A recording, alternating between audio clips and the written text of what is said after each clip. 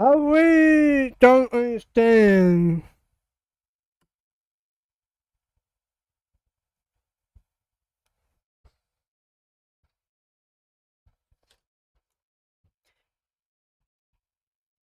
I really don't understand if they are fucking racist the time.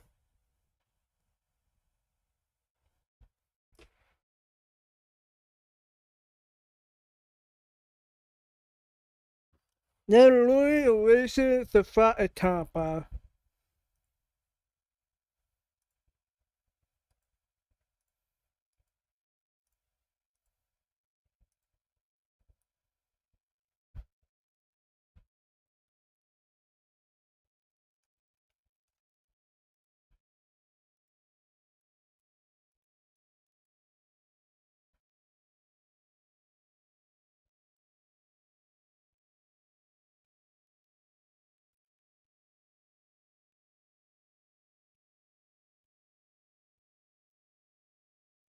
They're really racist the same time.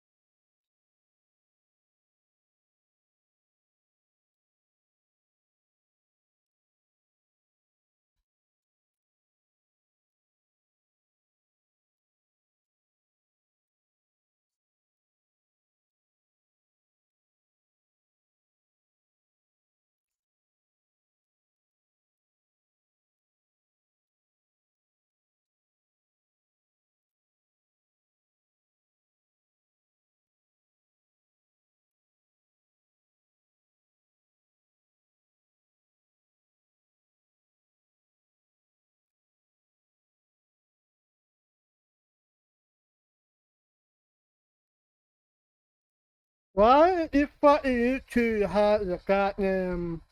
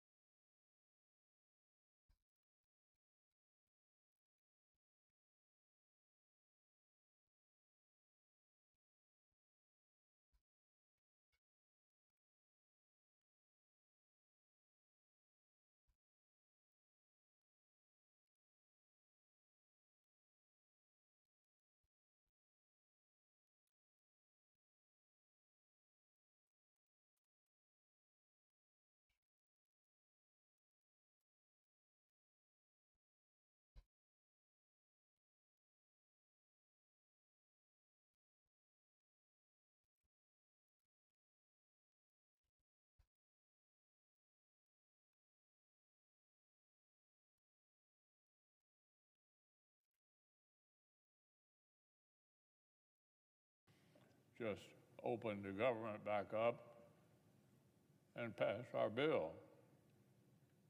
It's really that simple. Therefore, I object. The objection is heard. Senator from Delaware. Mr. President, I want to convey my thanks, my gratitude to the chair of the Defense Appropriations Subcommittee, my colleague and friend from Kentucky. But we and our staff have had a genuinely constructive and positive process in appropriations this year. Frankly, overall, the Senate Appropriations Committee has worked well. We have passed out of committee a significant number of major bills by big bipartisan margins, 26-3 in the case of our bill and the Labor, Health, and Human Services bill. But there's a stark contrast between the real progress we're making on appropriations and the lack of progress on addressing the core issue of can Americans afford their health care. Of course I want to move ahead and appropriate, as my colleague from Kentucky has indicated. Of course we need to do our job and appropriate for this body to carry out and to continue its core Article I responsibility. But part of what has got us to this moment is a vote earlier this year in the big beautiful bill in July to destroy health care for millions of Americans. We need to find a path forward towards ensuring that millions of Americans do not lose insurance through the Affordable Care Act and Medicaid, something that will raise insurance costs for everyone, that will increase ER wait times in my state and every other. This Saturday, 20 million Americans will see how much their premiums go up. And if the calls that come in to my colleagues are anything like the calls I'm getting, there will be then an accelerated motion towards resolving this issue and moving forward with appropriations. I'll close by just citing one conversation I had yesterday. I spoke with a small business owner from Delaware. Her name is Jan. She's a stage 4 cancer survivor. She is a small business owner. She told me yesterday, without the Affordable Care Act, she would have died 10 years ago because insurance would have dropped her. And if her rates double, she will need to close her business of 30 years. This is one of many stories of entrepreneurs, of families, of veterans, of service members, of constituents who've reached out to me. There is an urgency about reopening the government, yes, I agree, and an urgency about finding a path forward on health care. We should be negotiating both now. Thank you, Mr. President. With that, I yield the floor.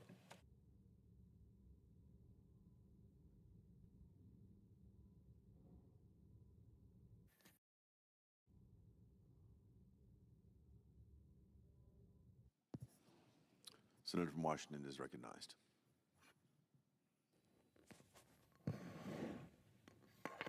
Thank you, Mr. President. This week, the U.S. Senate voted to terminate national emergency declarations that enabled President Trump's tariffs on Brazil and Canada. Next week, November 5th, 2025, the U.S. Supreme Court will hear a majority of trade cases challenging President Trump's authority to impose global tariffs under the Emergency Powers Act. The law is clear that the President does not have authority under the International Emergency Powers Act to impose sweeping tariffs on imports on more than 80 countries around the world. I am pleased that the U.S. Chamber of Commerce endorsed the Trade Review Act, legislation proposed by myself and Senator Grassley. Lie. The Cantwell-Grassley legislation focuses on the fact that it is this body's job and responsibility to do trade acts. The Chamber of Commerce clearly states in their letter that they are representing millions of businesses around the United States of all sizes to try to press upon us the importance of why Congress needs to reinstate its role. The U.S. Chamber writes to the members of the United States Senate, quote, "The U.S. Chamber of Commerce urges Congress to pass legislation to reclaim its constitutional role in setting tariffs, including the Trade Review Act. Doing so would restore appropriate procedural deliberation in the enactment of taxes on trade, benefiting the millions of Americans whose livelihood depend on international commerce, and the certainty that supports investment in our economy. Members of Congress continue to hear from farmers workers, business owners about the harm inflicted by broad-based tariffs and the associated economic uncertainty. American families are facing thousands of dollars in higher prices as a result of these increased taxes. Small businesses, manufacturers, and ranchers are struggling with higher costs, with additional economic pain likely coming in months. The Chamber, meaning the U.S. Chamber, has long supported legislative proposals to reassert congressional prerogatives on trade as means to secure durable outcomes. The Constitution grants exclusive authority to Congress to lay and collect taxes, duties, and impose an excise, and to regulate commerce with foreign nations. And exercising leadership on this front should be a priority in the context of today's challenging economic outlook. By establishing a more deliberate process for enacting tariffs, Congress can ensure that the appropriate stakeholders, consultation, and methodological assessments of costs precede any decision to raise taxes on traded goods. To date, several proposals have been introduced that address these concerns, including, but not limited to, the Bipartisan Trade Review Act, and as well as resolutions terminating the National Emergency Declaration on Tariffs, SJ 88 and SJ Res 77. The Chamber urges members of Congress to work across the aisle to enact this legislation, requiring an up or down vote for any new tariffs and those imposed in the year to date. And this is signed by Neil Bradley, Executive Vice President, Chief of Policy, Head of Strategic Advocacy for the U.S. Chamber of Commerce. Mr. President, I would like to enter this into the record. Without objection. So, Mr. President, I hope that as we continue to talk about trade, that Congress will take the necessary steps to end the high tariffs on U.S. small businesses and American families. Now, Mr. President, I also want to rise to talk about the serious healthcare crisis and the affordability that is affecting our nation. In just 2 days, on Saturday, November 1st, millions of Americans are going to go online to sign up for their 2026 Affordable Care Act health insurance plan. As we know, keeping health care affordable is a key priority. And I see that the premiums that are being talked about are going to increase by hundreds or thousands of dollars every month for the same coverage that they just had this year. That is, next year is going to go up thousands of dollars. Some people are going to say, quote, I can't go without health insurance. I have to find a way to cover this extra cost by cutting back in areas like food and prescription drugs or working longer shifts. But for about 5 million Americans, including 80,000 in my state, they will probably be forced to say, I just can't afford health insurance anymore. They're going to hope they don't get sick. They're going to hope that they don't have an emergency, but we know that that is uncontrollable. Last week, my office released a case study detailing what this decision would look like for a married couple in Washington state making $120,000. So many stars are in the making at SCAD. Students like you, finding their inspiration in 100 creative degree programs. By learning from industry pros, by working on projects for 4 decide what to do in the face of an average premium increase of a whopping $1,049 per month. Thank God now you're got American.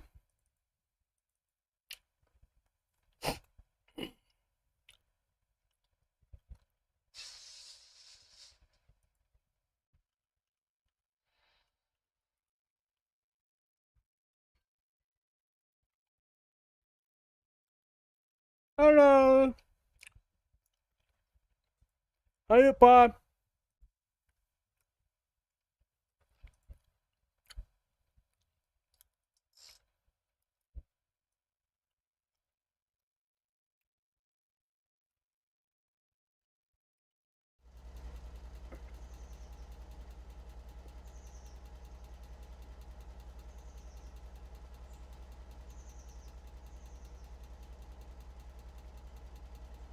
Oh, motherfucker. I hate your fucking game, bro.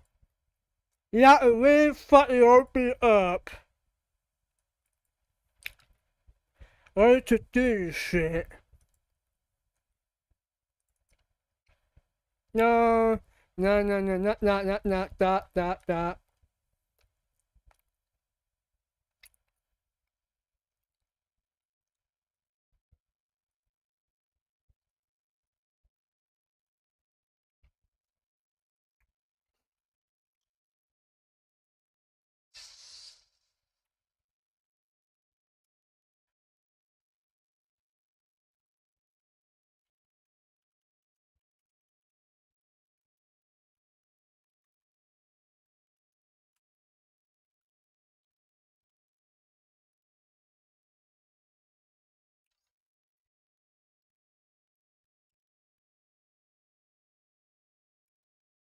Ah, yeah.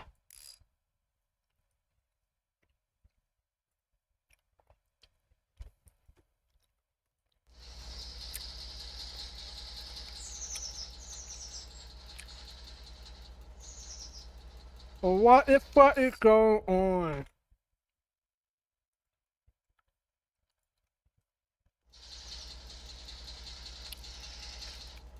This fucking game, man, I hate.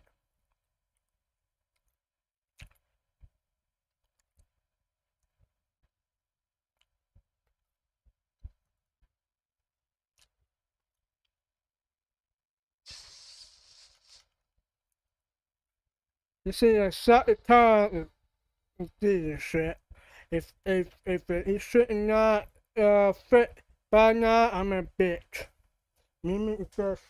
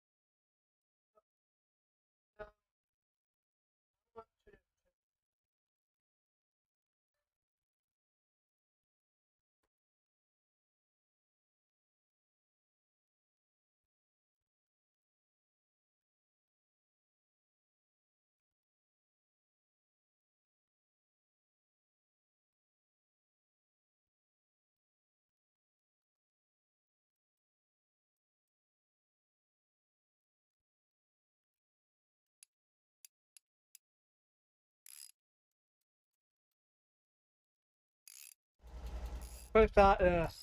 It is fucking game or it's a fucking fetish game, man.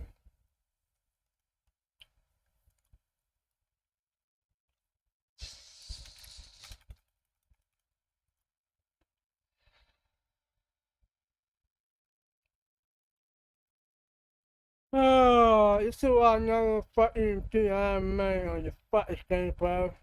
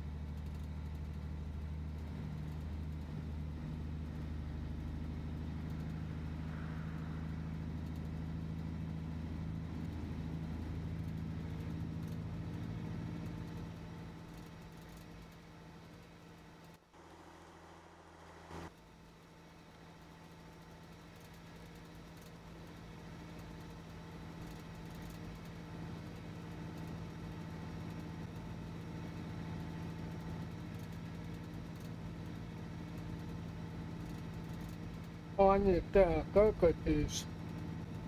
Okay, hold on. Well, I'm gonna stop by right now.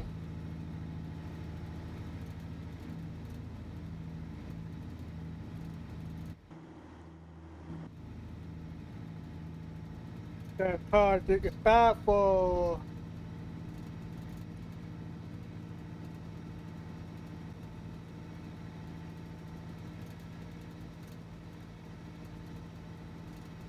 The mean, we're at the same distance.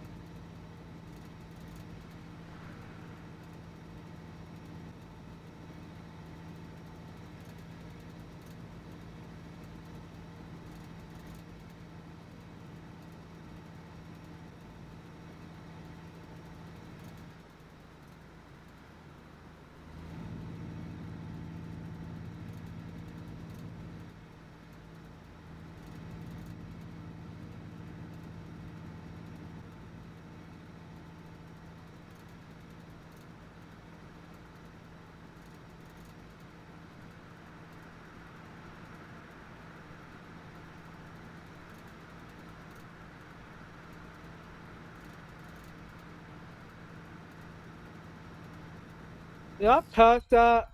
Nothing yet.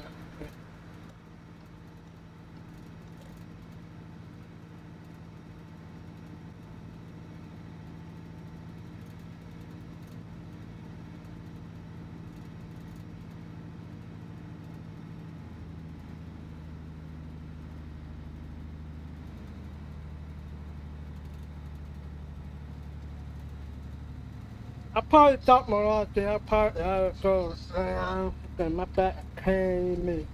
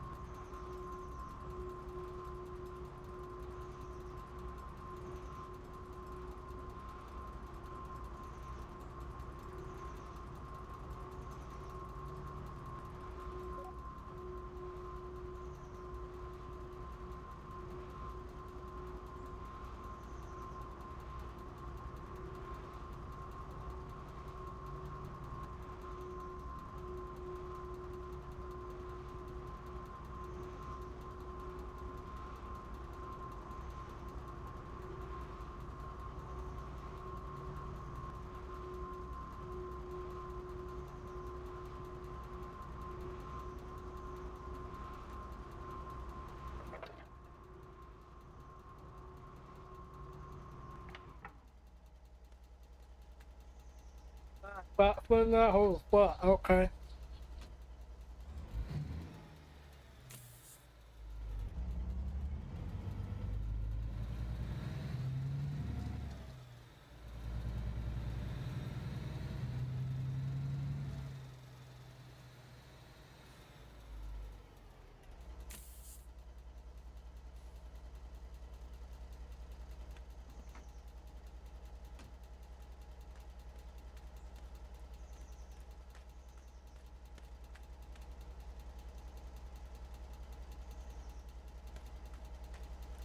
It's perfect.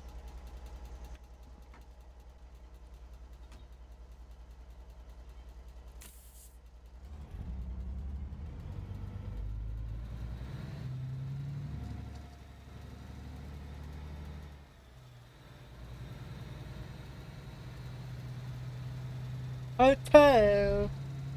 Alright, let me shut this off.